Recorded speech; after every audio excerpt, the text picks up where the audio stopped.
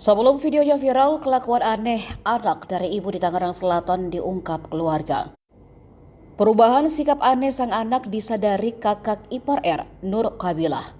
Dilansir dari tribunnewsbogor.com, Kabilah mengatakan perilaku korban berubah drastis setelah mengalami pelecehan seksual oleh ibu kandungnya sendiri.